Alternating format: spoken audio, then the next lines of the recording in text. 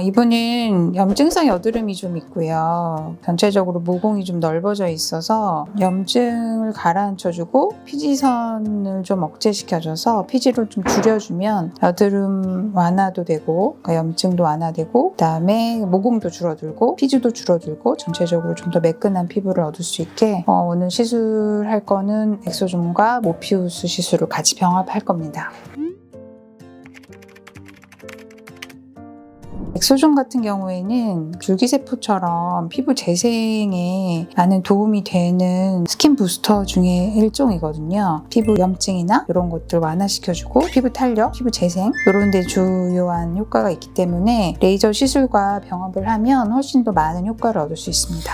모피우스는 어떤 효과가 있어요?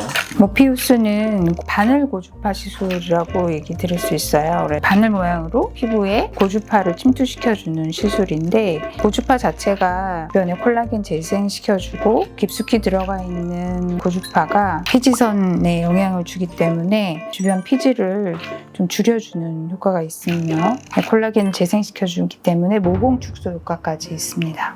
흉터에도 좋아요? 당연하죠. 흉터에 훨씬 더 좋고요. 기존에 이제 여러 가지 바늘 고주파들이 있기는 한데 그 중에서도 고주파가 아주 효과적으로 전달이 되기 때문에 한 번 시술로 강력한 효과를 얻을 수 있는 치료 중에 하나입니다. 모피우스 같은 경우에는 지금처럼 피부에 여드름이 있어서 여드름을 좀 억제시켜주는 목적으로도 들어가고요. 흉터 환자들한테도 굉장히 많이 치료를 하고 있어요. 원장님, 모피우스는 깊이에 따른 차이가 있나요? 바늘 고주파들은 당연히 들어가는 깊이에 따라서 치료 목적을 달리할 수 있기는 한데요. 모피우스 같은 경우에는 다른 바늘 고주파 시술과 좀 별개로 그 깊은 층과 얕은 층을 동시에 시술을 할 수 있습니다. 한 가지 뎁스만 들어가는 게 아니어서 여드름 흉터나 이렇게 깊은 흉터에 쓰는 것도 있지만 동시에 얕은 잔주름이나 이런 층도 같이 좋아질 수 있기 때문에 여러 가지 깊이를 동시에 치료할 수 있는 장점이 있죠.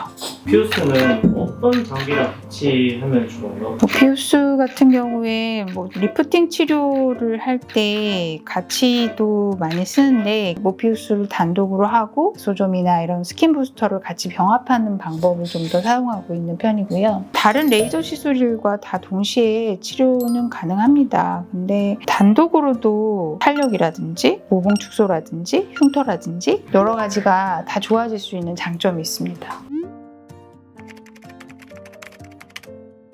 셀룰라이트에도 좋죠. 모피우스 같은 경우는 더 깊게 침투될 수 있고 또 더 강력한 고주파 에너지를 전달할 수 있는 장점이 있기 때문에 지방도 분해할 수 있는 효과가 있거든요. 전제 셀룰라이트 같은 경우 지방과 여러 가지 섬유 조직들이 이렇게 엉켜붙어 있는 형태들이니까 그런 부위에 깊게 들어가서 주변 조직을 끊어주는 동시에 지방을 분해시키는 효과가 있어서 셀룰라이트에도 도움이 됩니다.